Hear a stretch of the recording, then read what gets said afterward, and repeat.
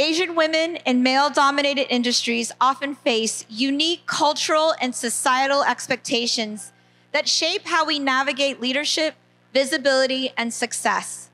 This panel will dive into the unspoken challenges, like balancing humility with self-advocacy, overcoming stereotypes, and finding our voice in spaces where we are underrepresented. Through shared experiences and real strategies, the panel will explore how to embrace our identity, push past cultural barriers, and thrive while staying true to ourselves. And in the end, isn't that what main character energy is all about? So I'd like to introduce our illustrious moderator today. We have the luck and pleasure of having Xin Chung, who is not only the co-founder of Asians Are Strong and lead organizer of the amazing event we are all at today. Can we give her a big round of applause?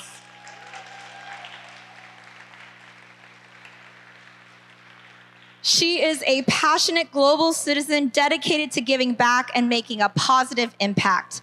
Born and raised in the Netherlands, Z moved to England for 8 years and now calls California home for the last 12. She is currently with Amazon Web Services building global deal strategy and programs, and her philanthropy endeavors are impressive. Besides Asians Are Strong, she serves on the American Red Cross board for the NCCR and is chair of the Red Cross San Francisco Leadership Council. If there is an emergency, you want Z in your corner. So please, let's give another huge round of applause to Z. Thank you. So, welcome everyone. I'm excited for this very powerful conversation about leadership, and in many ways, we Asian women are shaping industries and innovation. So to give you a little bit of context on what we are going to talk about today, is too often in leadership is framed in a way that doesn't always reflect how we naturally lead. And strength, I believe, comes in many different ways. So we don't have to fit into someone else's mold, and we should define leaderships on our own terms. And I can't tell you how often, white, old men are telling me to break glass, go out, have that executive presence, challenge them. And I'm like, really? I don't know. But for me, strong leadership isn't about being the loudest in the room or the most forceful. It's about being effective, strategic, and authentic. And what works for men in leadership doesn't automatically work for us, right? And we need to find our own strength in how we want to lead in our authentic ways. So for today, the panelists, I'm not going over their bios. I'm just talking about, on what they're really, really good at. So we have Edith Young, who is shaping the future of technology, investing in and mentoring the next generation of innovators.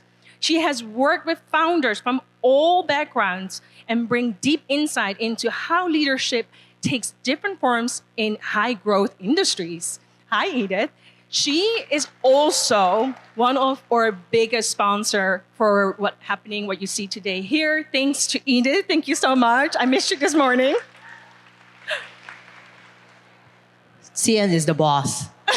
We just do whatever she say. Thank you. So, and then with the next, Noriko Honda Chen. She is also an incredibly force in both corporate and the nonprofit spaces, bridging innovations and impact while driving change in global business and philanthropy. Welcome, Noriko. Thank you so much for taking the time being here. Then we have Belinda Lee.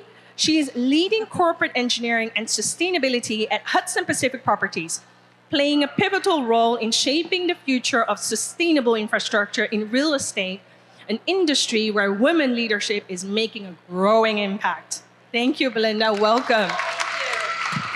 Last but not least, Divya Ashok is at the forefront of AI strategy and product innovation, driving the next wave of technology solutions that impact businesses globally. She has an extensive experience in bringing AI-driven products to life and leading in a space that rapidly is evolving. Welcome. Well, this is a powerhouse. Thank you. So I want to talk a little bit about, and we take it very casually. This is the last panel.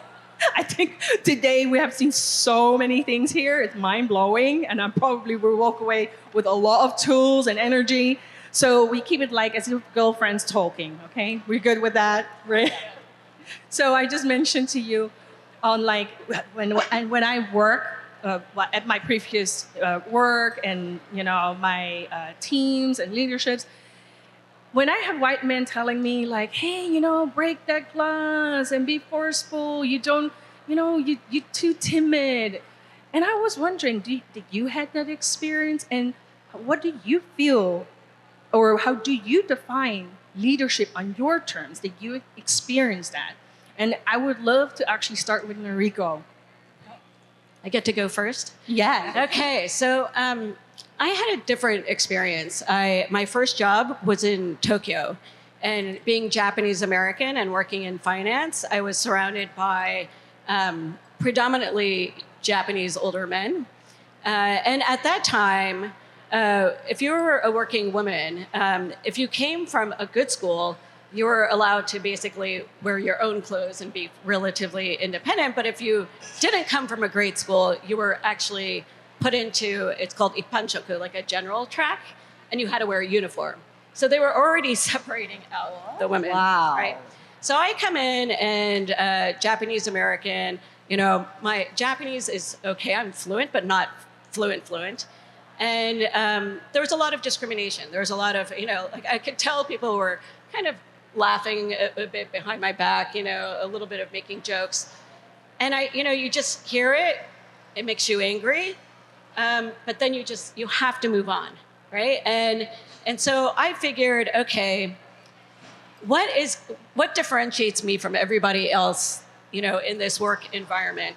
And I was like, the fact that I'm Japanese American. I'm a minority here in Tokyo, so why don't I use that? And what I did was, because I was working at an M&A boutique, a mergers and acquisitions boutique, I was able to leverage a lot of information that I was able to get from colleagues in the US. And then I would keep feeding, these Japanese bankers like information that they didn't know. So all of a sudden I was able to give them, provide them with help that they didn't realize they needed. And then I started getting a lot of incoming calls from them.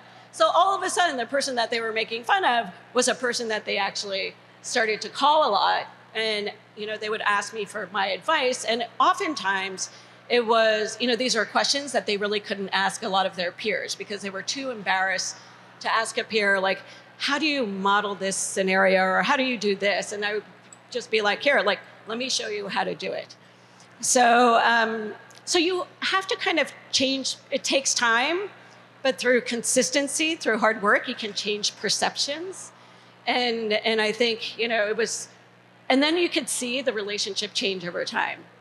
So it takes a lot of time, it takes a lot of hard work, but you can get through it. And then, you get the positive feedback along the way.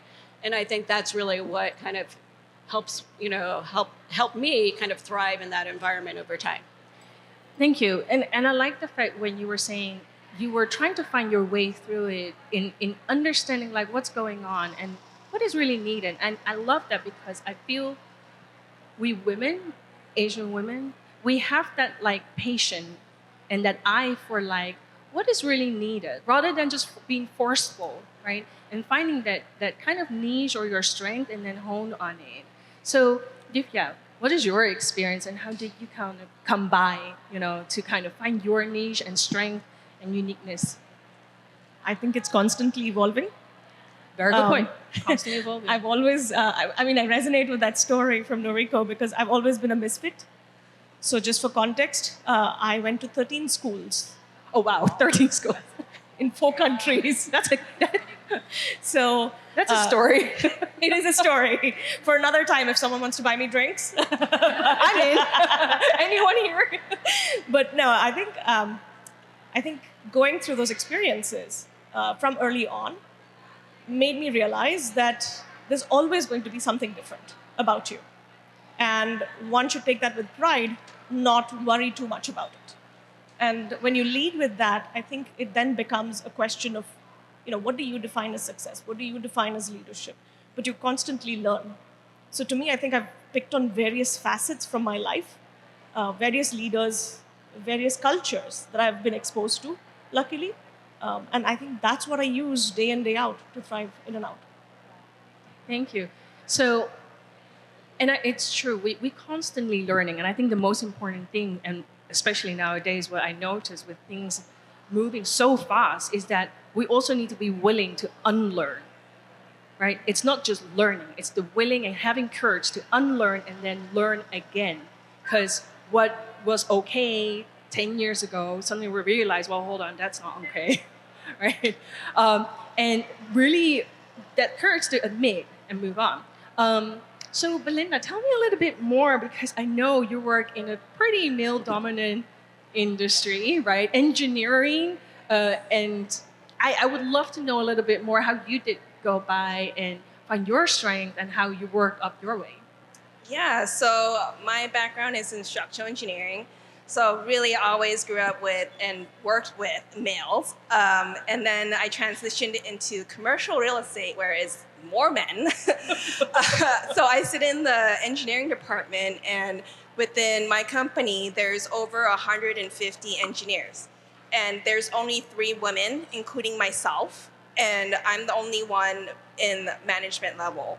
So I think it's easier said than done. You have to have confidence in yourself. I'm not in the position I am because I'm a token or just an individual contributor. I'm here because there's someone that saw where I came from, my technical background, and I'm the subject matter expertise. And there's still challenges too, where Asian women tend to look younger. Thank you, genes, right? I know. So, It works in our favor later right, on in life. yes, in their favor. So sometimes I walk in the room and there's these older gentlemen. It's like, hey, are you the intern? And I'm like, no, I'm your boss, and this is what I need you to do. So Main character energy. yes, exactly. So it's being confident in yourself, but also being a supporter and letting them know, letting your team know. You're not here to tell them what to do. You're here to figure out a solution. You're all on the same team, and you're just working towards a common goal. So I think it's resonating with Noriko, where it's like you are figuring out like what they need to do, and you're there to support them, and we're all in this together. And sometimes just being a leader doesn't mean you have to be the loudest person in the room. You can be the quietest, but you're there to empower your team to do and bring out their strengths to solve a problem together. Right. And, when we're talking about also the diverse leadership, right, I want to kind of know from Edith, you are working with a lot of founders, right? And you're super supportive. And because when Belinda said, how we're coming together, how we support each other, and you're a big supporter of Asian women. And you really work with founders who bring diverse leadership styles. And I would like to understand, what qualities do you see in those most effective leaders, and what have you learned from them? Before I answer the question, I realized the combination wearing different uniform, or I want to say one thing is that I realized, thank God we're Asian, so we look like this. But I'm thinking back, I think in my 20s, I have no idea what I was doing. I just basically sort of like, oh my God, I got a job in Silicon Valley, and let's just, now I can be on my own. And then in the 30s, you're sort of like in between. And now I'm in my 40s. I love it. So I think the key thing for all women, and especially kind of compared to what you're asking about with founders, I think all of us are founders for our own company, a company of you.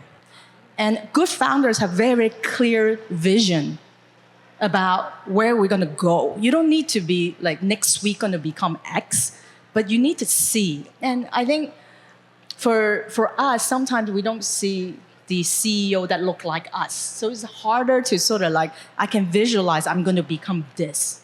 But who cares? You can be a female version of that too. And I didn't really have that concept in my 20s. And then 30s, I'm sort of like, yeah, I want to be that guy, but I don't know if I can do that. And now in my 40s, I'm like, fuck yeah, I'm definitely going to beat that guy. So it's that attitude. Instead of being that guy, it's like, no, I'm going to beat that guy. Of course. Right. And you just have to, it's so much about just your belief that you can do that. But I think in this crowd, I don't want to ask how old you guys are. But I do think that one of the things that sometimes women, we're too nice. We're just sort of like, yeah, whatever, we'll take care of things. It's not about that. It's actually thinking through, particularly if you're in your career. I think a lot of times we sort of, I don't know, whatever the support role. No. Doesn't matter like you are a company CEO, you need to have a very clear vision about what is the most important KPIs in a company. And I hate to break it to you, even though whatever that you guys are studying, but at the end of the day, if you bring in revenue, if you bring in revenue, you're the most important person. Or you're in product. Doesn't matter what industry we're in. So you have to kind of think about whatever your own vision, your KPIs. If you want to stand out, you need to align your own KPI with the company KPI and vision. If you're not in the key in that, no, you will never be able to be the leader of that company. So we have to kind of think through, and even though, don't get me wrong, I think every single role is so important to make a company work. But you have to kind of think about, just sort of like if you want to get there, there are steps. There's no magic bullet. It just takes time. But if you kind of notice, every single CEOs, they usually, we're in Silicon Valley, either you're amazing engineers, and in the enterprise world, you're goddamn good salesperson. It's one of these. I've never, actually even like a good, forget it, I don't even want to like name whatever, but think through that. So it's our job to basically think about elimination. It's unfair in our 20s to like, oh, this is our passion. No one knows that, okay? There's only Mark Zuckerberg, maybe. I had That's no it. clue. I mean, I think in my speech earlier this morning, I said like the first 30 years, I had a very skewed view of, me being an Asian woman, very different beliefs, very traditional because, what I saw was my parents, right, on what that model was. And I thought like, oh yeah, me being like a woman, finding a man, right? And when all these people, my aunties and uncles, teachers said like, you're too loud, you're taking up space, I really was struggling. I thought like, oh, I need to dim those lights, right? And truth to be told, yes, it's true. Like in my 40s, I'm so happy. I know what I'm doing. I don't care. I don't care what you think, right? I have really great male mentor, and I'm just one more really quick. My mentor basically told me, Alfred, said, you know what? All men, and I'm not. I love men. Don't get me wrong. It's me too. At the end of the day, it's all a little boy. Okay. It just depends on how much money you have. You play different game. So don't, and so you kind of think about how you manage, because you can't avoid that. You're going to be the leader of whatever you're doing. So you need to understand the psychology and the dynamics of the people that you're working with. But I also think not to be intimidated by that, right? Don't be intimidated. I feel like, for myself, I'm talking for myself, not for all women, that sometimes you feel intimidated. And when we have that cultural aspect that we say, the seniority, right, or the age, like because of that cultural background, we always feel a little bit like, oh no, I want to be polite. But we confuse that sometimes with like when you're polite, they think like, oh, I'm like very passive. But it's not. Are you polite? You're very polite. I'm polite. I mean, I can be polite. Yeah, I can be a bitch too. But You've been very polite. Don't worry. But no, I think I actually think of it slightly differently in the sense that, or at least what changed for me was rather than being intimidated, anytime I was in an intimidating situation, I flipped the question in my head: what can I bring to the table? What can I help the other person with? But the problem, what I noticed with a lot of, our females is that when we think like, oh, I can bring this to the table, we think it's not good enough. Oh, that's a whole other story. Yeah. But I think about like, oh, I can bring this to the, oh, but I'm not sure it's good enough. No, but that's why we have community and we have tribes.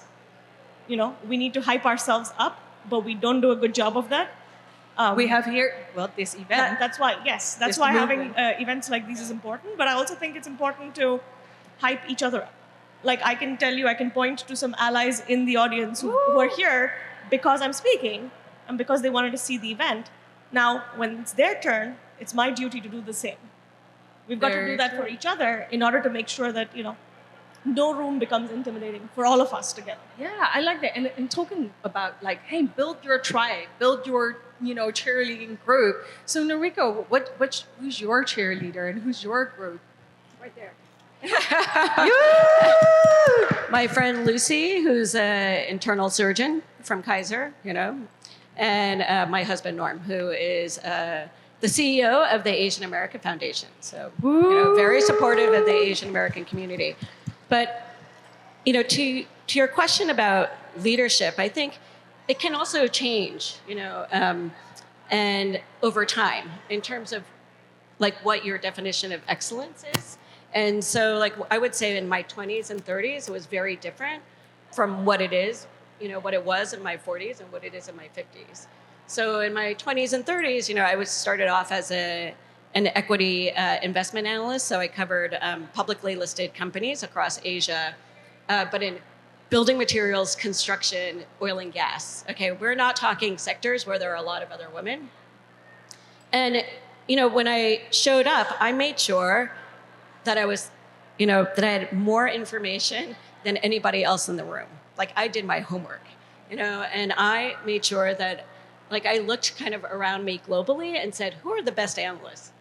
And then I emulated what they did, and I did more than that, which meant in that time also building relationships, like coming to the companies with, here's what I've learned, here's some information that I think might help you, which really helped develop relationships. So again, it's not just taking, but it's also giving in a constructive way. So, but in my 20s and 30s, it was really about,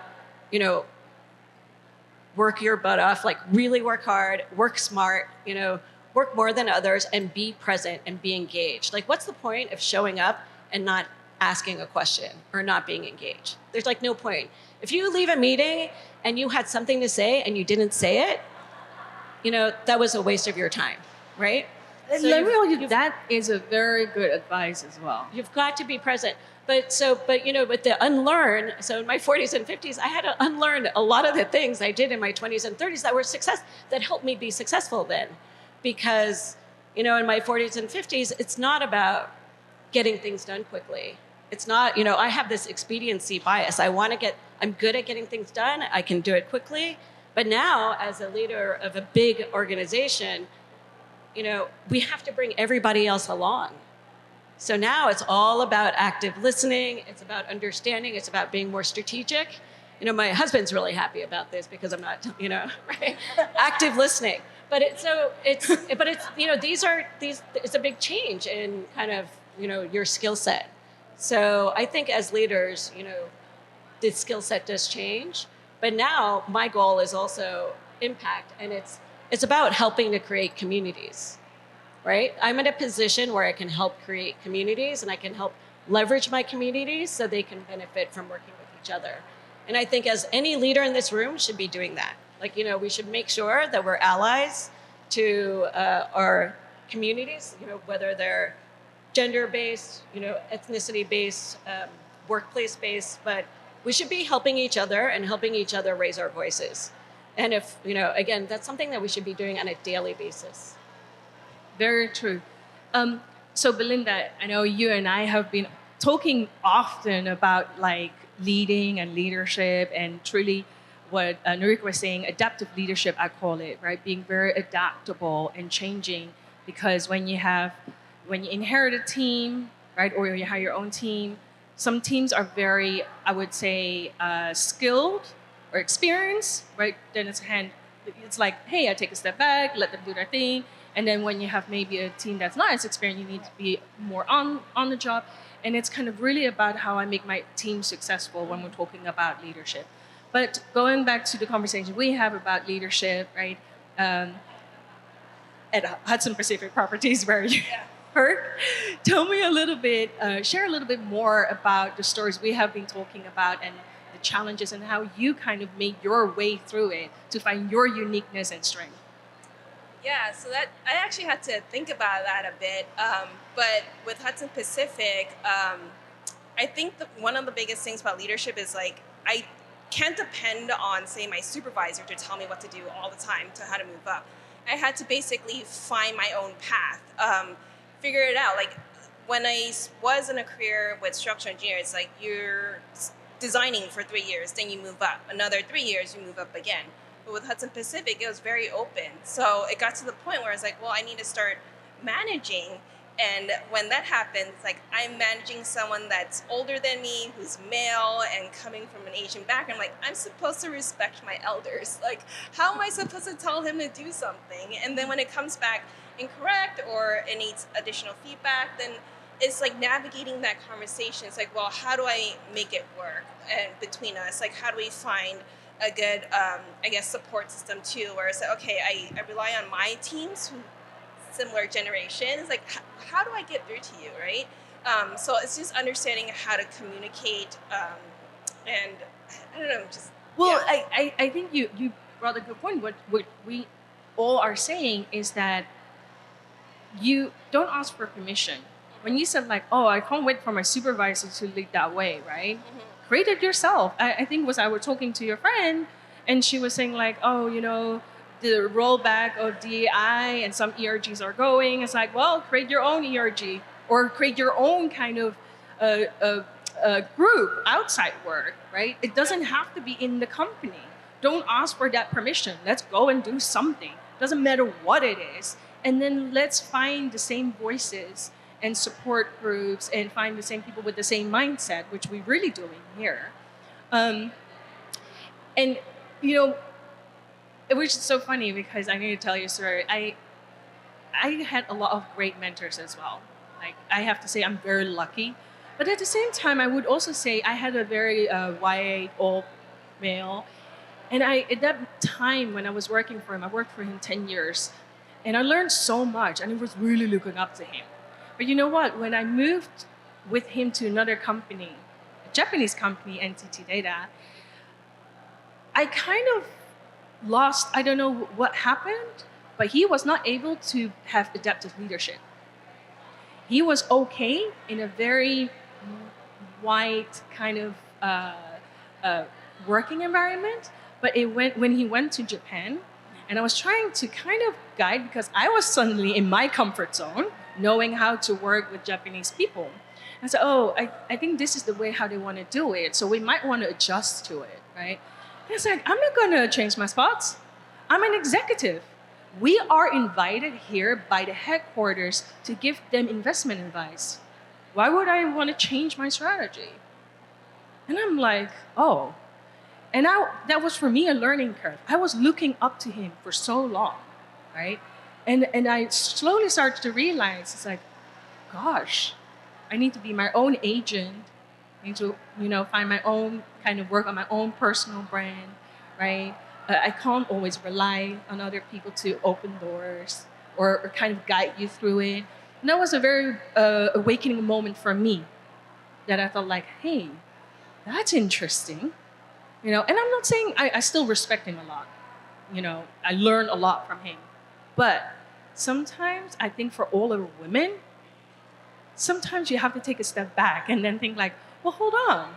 I might have learned everything. I need to move on, right? And that kind of took me a while to kind of really get there. And I think that resonates with Edith as well. Like I had great mentors, but at some point I kind of felt like, oh, I'm kind of, completed my journey with this person and I need to move on. Sometimes we don't see that, especially when we have been working with someone for very long and we look up to them. It's almost like a reality check. I want to add on quickly on what Noriko mentioned. I think most of my amazing women colleagues usually over-prepared. So I'm not worried about that part. But I do think that how I think about it, every single meeting, I always start the meeting thinking, how do I want this person feel about me? And what do I want to get out from whatever I'm doing? If I have a very, very, very clear goal, then naturally I will make sure that that's getting addressed.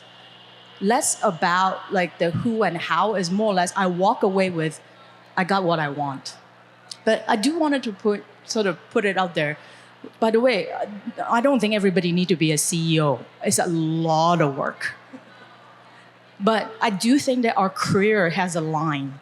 The line that you know what the hell you're doing, or you don't know what the hell you're doing. And by the way, when you jump into a brand new industry, you will feel like you don't know what you're doing again. And so before you really know what you're doing, it's all about being the easiest person to work with, be very good friend with your boss, make your boss look really, really good, or make your boss look very, very good. They cannot live without you as a professional. I cannot lose this person. You'll be the last person to get laid off or fired. But to get to this point, it takes a lot of giving. And we don't no need to hoard what I know or whatever, because you'll be surprised. Most people are kind of like that. So if you just give and don't take yourself too seriously, you will just start and have fun doing it. Very true. Like, I truly believe in not hoarding information. Share. Be generous about it, sharing. And you bring a good point. It's like, how you give good advice, how do we thrive? That's your advice on how we thriving, right? Divya, what's your advice for how you are thriving at work? I think I like what she said, because I was thinking about my board of directors, what Edith was talking about. Like, I have a board of directors who revolve. It's like a revolving door. I've had interns I have learned from and used them to learn, what's the next generation thinking about. How do you interact? Like, a lot of people have trouble relating to Gen Z, and, like I had to explain to someone what main character energy was all about, right? So to me, thriving is a matter of, maybe earlier in your career, it's about mastering your craft. However, right after that, it's all about building an ecosystem. To her point on giving, I think while you give, what you don't realize is you will get 10 times back. It's almost, maybe it's a slightly philosophical bent, too early in the evening for it, but I believe that the universe will give it back 10 times to you, what you give back out in the world. So whether it be mentors, allies, go ask.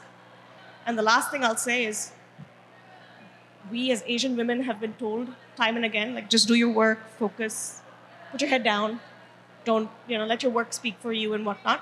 Sometimes it's also about putting yourself out there, showcasing your impact, and be unapologetically ambitious. It's okay.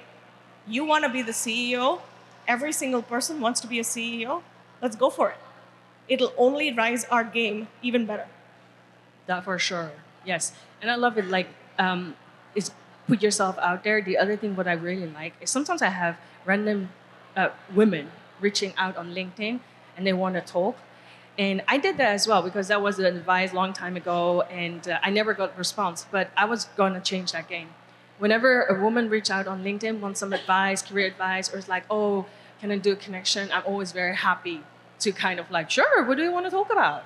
Yeah, let's jump on a Zoom call and let me know what you want, right? And see if I can help out. Noriko, how do you thrive? What are your tips for the audience on thriving that makes it work for you? Yeah, well,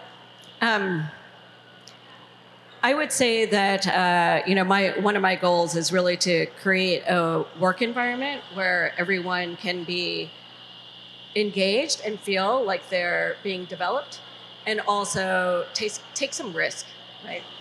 I think, I was at dinner last night, and my friend who's a cardiovascular specialist was talking to me about epigenetics. it's kind of interesting. So epigenetics is basically like the thinking behind if you have a pregnant woman who's starving during pregnancy, and then the fetus is born thinking, I need to fight for food. And so because of that environment, so they actually overeat and they become overweight, right? So it's basically how your environment shapes like your actual, health, physical health. We're born into this society where we're told, especially as Asian women, like, be nice, be humble, be quiet, be, part of the family, but do this, do that, listen. And it's not, some of those messages are obviously wonderful, but they can also be bottlenecks. And I think we really need to get beyond that to help girls really be able to compete with the boys. At work, I have like young analysts, male analysts who are 3 years in who are like, I could be a great portfolio manager tomorrow. I'm like, maybe not, maybe, probably not right now. But the women after 7 years are like, oh, I'm not ready yet. I'm like, why aren't you a PM? They're like, I'm not ready yet. Well, I think you're ready. Your results are great. Why do you think you're not ready? And it's like, well, because I'm not perfect. I'm like, no one is going to be perfect. You need to take the risk. You need to try it. If you fail, you'll be fine. You'll just keep trying at it. And so I think it's like we have to create this community where it's okay to do that kind of stuff.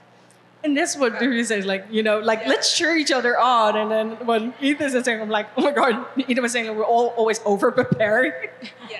So tagging onto that, over-preparing, I'm definitely all for that, and I do it myself. I go into a meeting, all my notes, memorize, but I also want to say, it's okay if you don't know the answer. And about building credibility within your company, it's okay, I don't know what you're asking me now, but I can commit to getting back to you tomorrow. It's worse if you're trying to say something that's incorrect, and then you just don't know. Your managers are just going to run with it, and then you go say, sorry, that was just wrong, and then it's more work for your manager to have to fix that. So it's okay you can never know everything. You can never be prepared for everything, so it's okay to say you don't know. But as long as you commit to getting back and getting the right answer. Yeah, and it's okay to make a mistake. Exactly. And you just have to own up to it, and you have to be transparent. And like managers, clients, they understand when people will go through difficult times, markets go through difficult times, but you have to own up to those mistakes, and then you can just move on. And people are totally fine with that. Yeah. And I definitely think I learned the most from making mistakes, right? Just make mistakes that and we call it at AWS a 2-door or a 1-door, and it's okay. Go ahead, do course correction. As long as it's not a 1-door mistake, there's no return. Go and do and learn from it, and don't be shy. So let me quickly check the timing. Sorry, I just kind of realized. We good? Okay, thank you. So what I'm currently also struggling with is we always hear about work-life balance, and I want to do this and I want to do that, and you mentioned about we want to be perfect, right? And I want to learn how do you kind of get by that, trying not to be perfect. I think we have that struggle, Asian women, we think we're not good enough, and then we want to be that perfect. And how do we strike that work-life balance truly, right? Which I personally don't. I wouldn't say I won't believe, but I think work-life balance really means when it's really needed, I'm going to work 24/7, right? And when it's not needed, I know how to switch off. Or when I know that my family needs me, I make sure that my family's needs are taken care of, right? But if it's not, I'm going to work and heads down and, put, again, my 24/7 hours in doing whatever I want. So it's kind of constantly switching when I think about work-life balance. And I would love to hear, how do you get by it? Sometimes, my partner would say, you should rest, or you should relax, do this or do that. And I'm like, no, but this to me is relaxing. And I want to know what do you all do, Eden?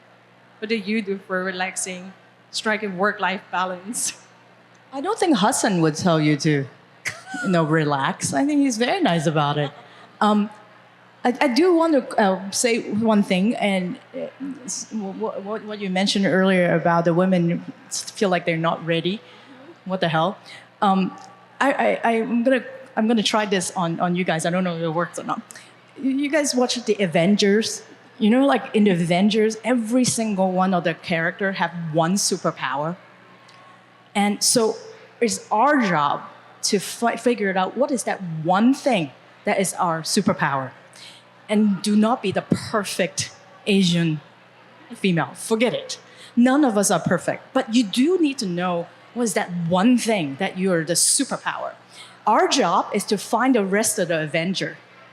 Oh, I so, like that. So together, that we can go conquer the world. But sometimes because we want to be perfect, so then you end up wasting a lot of your time. Because your job is not to be perfect in everything. Your job is to find the other people who can nicely complement each other. So you go at it together. That's what we're about. So if you are a generalist, you won't be able to win. You need to, every single one of us need to have a tagline. You're the only, I don't know, whatever, fill in the blank. And then you find the rest can complement you well. And I think we owe it to ourselves to build up our career that way. That is great advice. Thank you. I'm taking that in my pocket. And sorry, there's no work-life balance. Don't tell that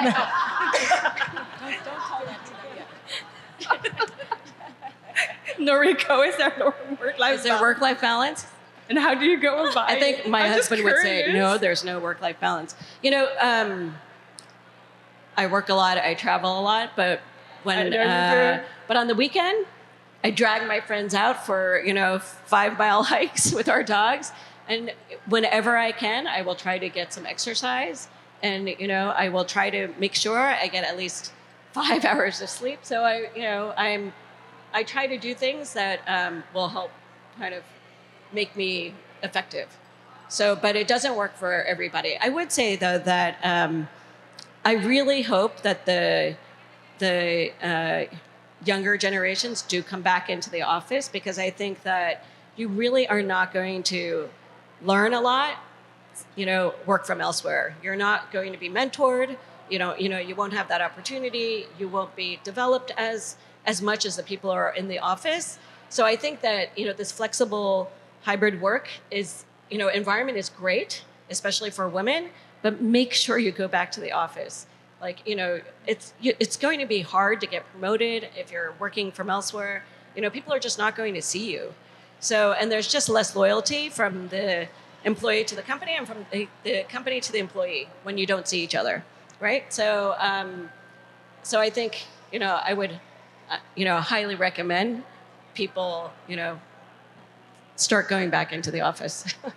I'm totally. It doesn't have to be every day. It doesn't have to be every day, but when I hear that young people are not in the office, it kind of it just makes me sad that they're missing out on all these great development opportunities.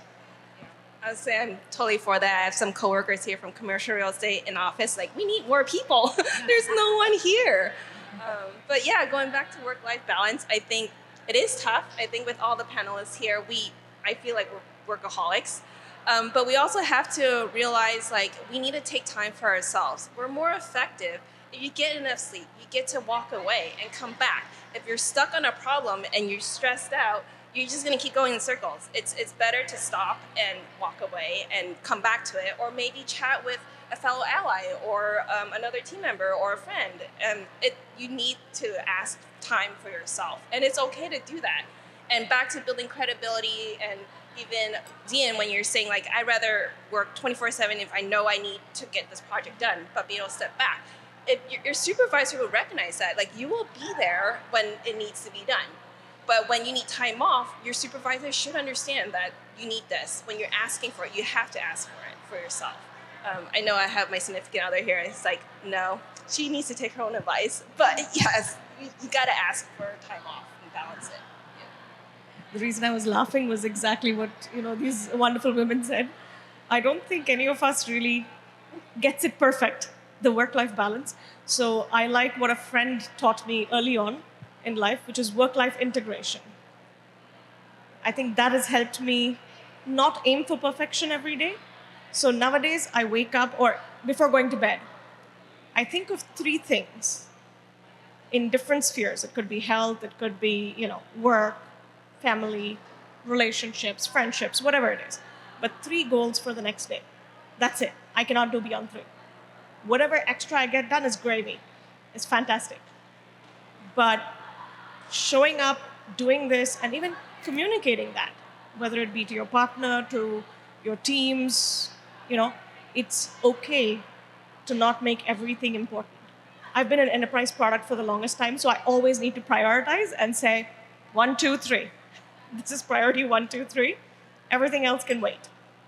And if that's not okay, then I expect that somebody will come and tell me, knock my head off saying, no, change your priorities. So taking that feedback is very important. I mean, that work-life balance question was a trick question. How do you balance it? Yeah. Because I With kind your of nonprofit. Yeah. I think it's important for everyone to hear on how each person are going by and dealing with that. Like I think we all, especially Asian people, Asian women, we work incredibly hard, right? And sometimes when people say, "Oh, work-life balance," and sometimes I feel guilty, and sometimes I'm like, "Oh, am I doing something wrong? Should I still continue do what I do?" And you should.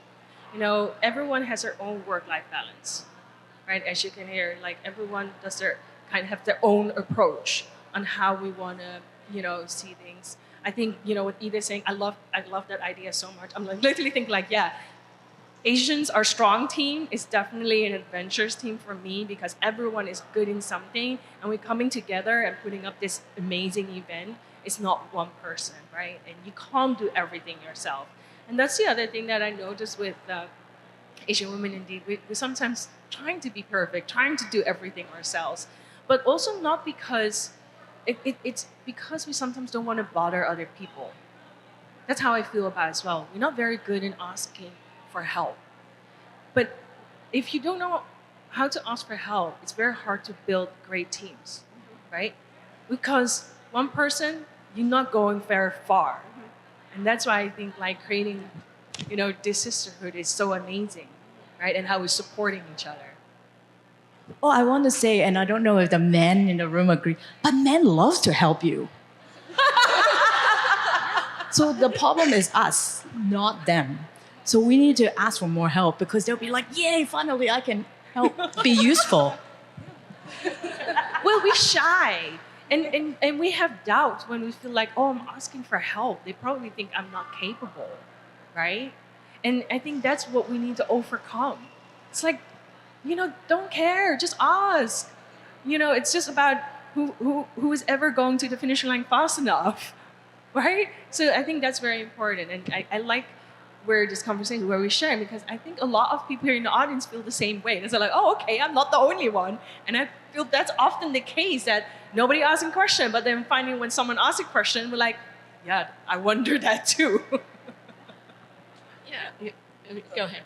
Yeah, I mean, I think asking for help, it's important because you can accomplish so much more with a team. You can't do it all yourself, and it's just too much to take on. And when you ask for help, your team or your colleagues or your supervisors know where you need your weaknesses, for better or for worse, but they can contribute and give you more resources to help to accomplish the common goal. Yeah, and you're also seeking other perspectives. And I think that, when you do that, it generally leads to a better decision. Yeah, seeking different perspective. And I think that's the other thing that sometimes we just getting very anxious about, because then we're doubting ourselves when we're hearing other perspectives, right? And I think we just need to overcome that. Just go and ask, And again, for me, what my mentor constantly tells me, do the course correction. Don't worry about too much to getting it right in the first place. You wanted to say something? Sorry. No, I was thinking about a book that, for those that want to read, or, to the younger generation that wants to watch it on a video, it should probably be Brené Brown, Being Vulnerable. Being vulnerable. Showcasing that vulnerability will actually make you appear stronger, which is counterintuitive to how we think. And I think that's very important, not just for us and for those that want to help us, But it's also important for our younger teams, for younger members to actually see that you are asking for something. Because then it opens up doors for them to ask you when they're new. I think that makes you approachable too, right? When you reach to a certain level, everyone's afraid to talk to you. But when you ask for help and you say you don't know something, you're human, right? So it makes you more approachable, and that makes you, I think, a stronger leader. I totally agree. Yes. I know I want to engage a little bit more the audience. Any question? You can ask any question. And I know are there still goodie bags, Scott? We still have, yay, okay. There's some free giveaways. Yes. Great. And so we're going to be giving out Dokbi Mompreneur Asian Girl Power to everybody asking a question. So please raise your hand. So I speak Mandarin. So in Chinese, we have this word called 拍马屁, right? Kiss ass, right? You know, when I was growing up, I never wanted to do that to my boss. I was like, oh, this is so embarrassing. I don't want my peers to say that I'm kissing up and all this stuff. But then I started running a company, and the people that bring coffee to my office, I actually know who they are because they now have the courage to come and approach me. But a lot of people in my office wouldn't do that because they don't want to kiss up, right? So I was actually saying, what is your advice to the woman here to say, know your boss because you will get more power for what you are doing for your career? What is your advice to them? Because I'm coaching my team and they're still like, no, especially a woman. I think Noriko, you say you have told someone you are competent, take the role, and they're like, no, I can't do it, not perfect enough. And then all the men is coming to my office saying, I want that job. And I'm like, you're not qualified for the job. I'm thinking you're not qualified for the job. So what is your advice to women to own their power, since there's so many of you here, that when your boss come to you and said, take that role, please take that role, right? So what's your advice to all the women here, because all of you guys are here, right? What is your advice to them? Well, I think it is to when you can ask questions, right? Like, what is the track? Like, you know, what steps do I need to take to be able to get to this role? So you can ask those questions of the manager to get a sense of how close are you to that. And if you're already there, then you can say, and you still don't have the role, they haven't given you the role, you can say, well, you know, what's getting in the way? So you can ask questions. Questions are fine. That's, you know, managers are fine with that kind of an approach, rather than saying, like, why don't I have this role? Or you know, asking in that way. It's a little bit more just about the process, right? And managers should be more transparent about the process, you know, and we should be telling our associates, like, this is, you know, these are the steps that you need to take. These are the skills that we need to see you develop to get to this certain stage or to be able to do this certain job. So if you don't have that skill today, you know, here are the things that you can do to develop those skills over the next year so you can get to that role. So I think it's that, but it's also talking to your peer group, talking to, you know, your community, and finding out, like, within a company, finding out, like, what else are people doing? How else did somebody get to that role? You know, what was their track? So I think there are multiple different ways of approaching it. But definitely talking to your manager about it is a very healthy kind of first step. So my best friend Lynn, and I always a really good friend with our boss. I hung out with her boss and vice versa. And I remember I have an old boss. He's unfortunately passed away. His name is Ted. And I was kind of thinking about, even though you may think that you have nothing to give, I think all of us have something to give. Somehow, I don't know, I figured out that, to understand whatever your boss, their role, what do they need? What do they want? What can you do to help them to get ahead? So my little trick, I actually just love, I used to, that's why now you're doing it. I used to love organizing events, and I'm very good at basically giving a stage to people for them to speak. So I just sort of like, hey, boss, I find you a speaking opportunity. Would you like to speak?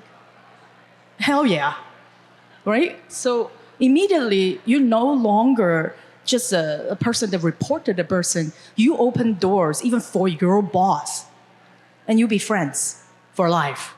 So if you always think about how you can add value, but 不是拍马屁, it's really just you're above it. You can create opportunity to make anybody look good, and you're the person to make it happen. If you have that reputation, everybody will call on you. That's right. You can advocate for people who are outside of your, work group, right? So, if you, as a leader, you spend time with a lot of people across the organization, and when you see great work, we always tell their manager that they've done great work, right? So I think, again, finding allies, finding advocates across an organization is also a way of kind of identifying talent, but also helping your boss to understand how great of a job you've done.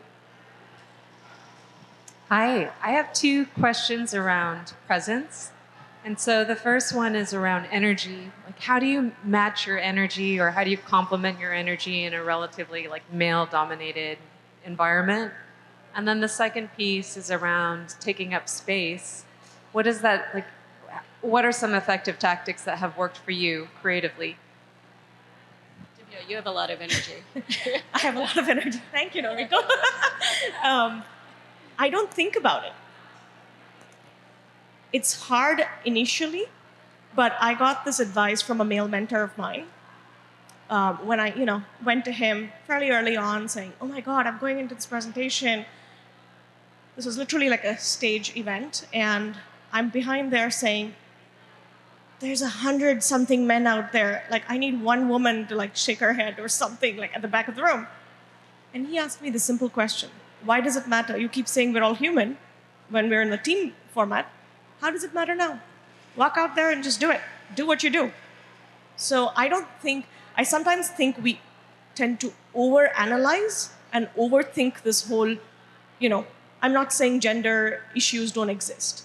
Inequality rather does not exist. I'm not saying that.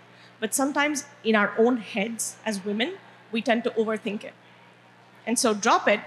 You are great and you bring value irrespective of who you are. To what she was saying, you can do something for everyone. And so from that standpoint, walk in there, just own it.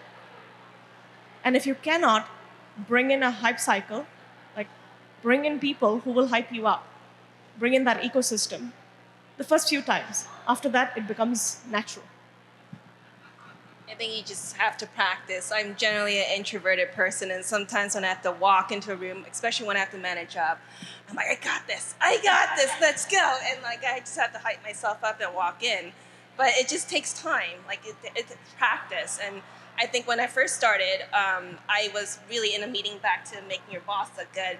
There's questions that are being asked, I know he doesn't know the answers. I'll be texting him, that's what it is. And eventually, he got it, and he's like, Belinda, what are your thoughts? It gets to that point, and you have to build it up. It takes time. It doesn't happen instantly, but just practice. But companies can also adopt good practices, right? So, when you, if you're chairing a committee, you should, as a chair of a committee, you should really make sure that there are multiple voices being heard in a room, and it's not just the loudest voice that's always heard. We do that on our investment calls. We have ways of making sure that a lot of voices are heard, including our newest analysts, our youngest analysts, and it's not just super experienced PMs, portfolio managers. So you need to be deliberate and intentional as a leader to make sure you provide space for differentiated voices. I want to add one thing. It depends on what industry you're in. I do think in the tech industry, we should embrace, since we don't have to worry about the they and it and he and she. Just kidding. This is not. But I actually think that if there's room for a man, and you are the only woman, I'm quite sure that you're probably the only person anybody will remember. So therefore, you should embrace it. In fact, even though I mostly wear pants, I actually think that we should embrace our being feminine. Why not? Hey, we're born with it. We may as well be proud of it. And in fact, and use it. Because if you say something, I'm like, everybody will watch. Oh my God, she's saying something. And I'm sort of got all the guys, they can say whatever, no one will remember. So just think about your story and quantifiable KPI, things that you can, of course, with substance. But I don't need to worry about you. You will have substance anyway, so please say more. One thing I do want to say, which was really good advice, is that we as women in leadership or wherever you go, don't act like a man.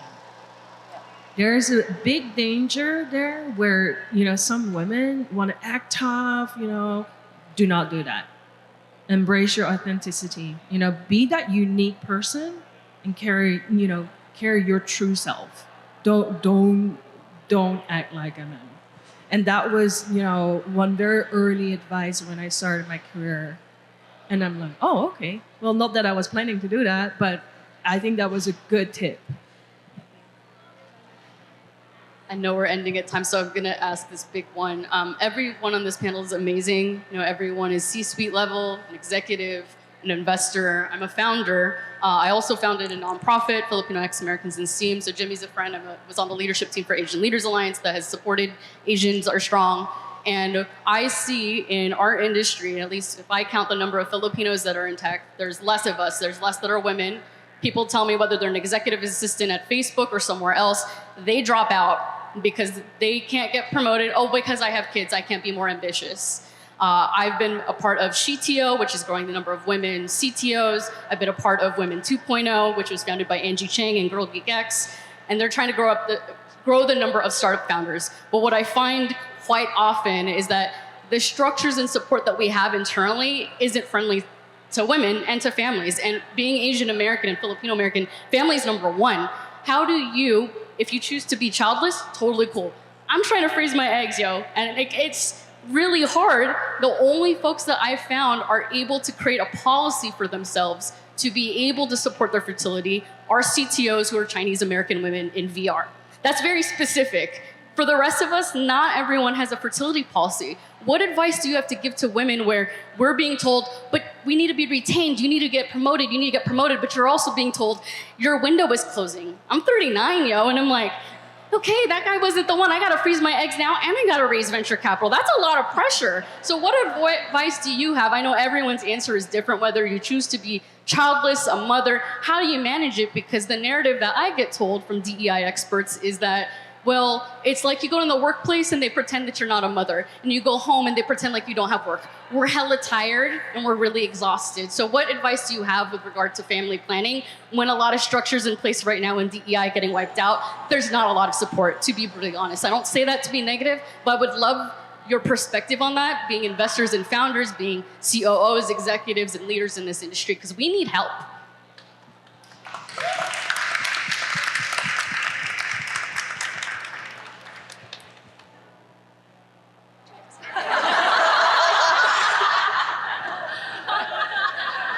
I mean, it's really tough. I mean, I think we have at Capital. I mean, we have a very active women's community, and we also have an Asian American community, and so and we have really fantastic benefits. But what the community leaders do is that they really lobby for kind of best practices. So if they don't see the best practices at their organization, at our organization, we will try to bring it in. They will advocate for it.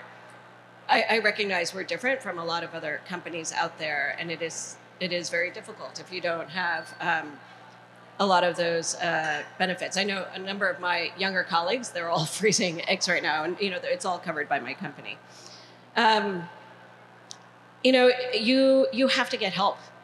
Like you need to be okay with getting support. You need to be with a supportive spouse. You need supportive family, friends. I mean, you have to kind of lean on your community. I've had some colleagues who are like, I have to make dinner for my kids every night. Like, it's got to be me. I'm like, if it's going to be you, it's going to be hard, right? Like if you have to do everything and you have to make dinner every single night, I'm like, that's tough. You're making it tough for yourself.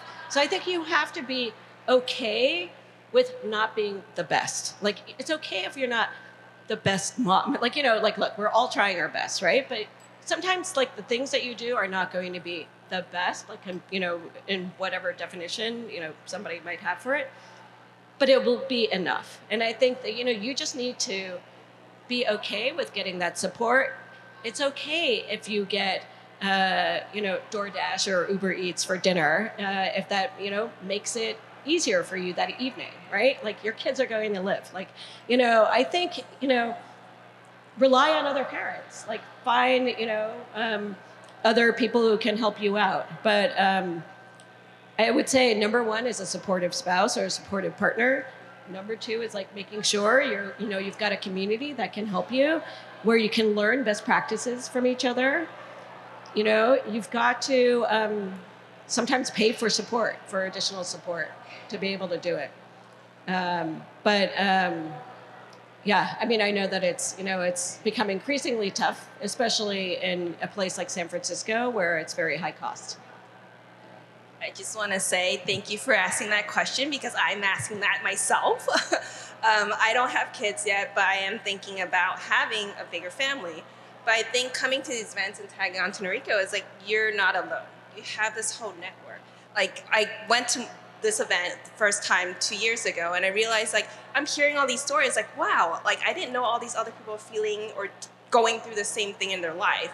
So I think you shouldn't be afraid to ask for help. You should be able to ask within the company and outside, and also like network here. There's so many resources. So I'm glad you asked the question, because I want to know. No, I love that. If you're not married yet, marry an Indian. Because, in-laws and parents, childcare support. It's like built in. Just kidding.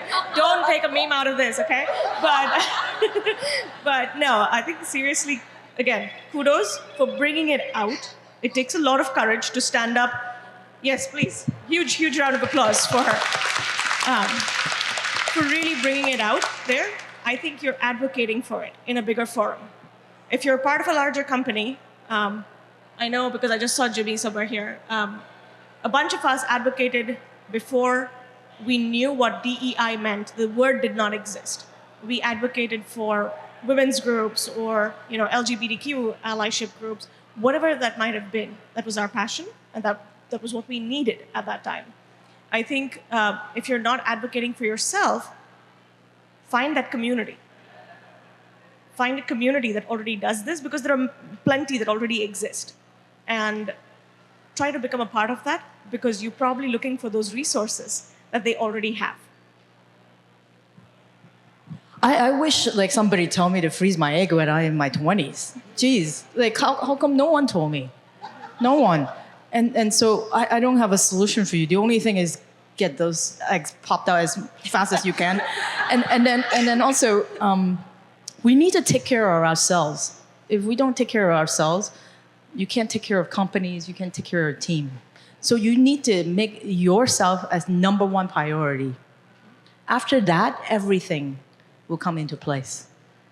So that will be my ending. And on that note, can we give a great round of applause for this fabulous panel? I think we can all speak for everyone when we would say we would love to see them on a comic book of Avengers. Like,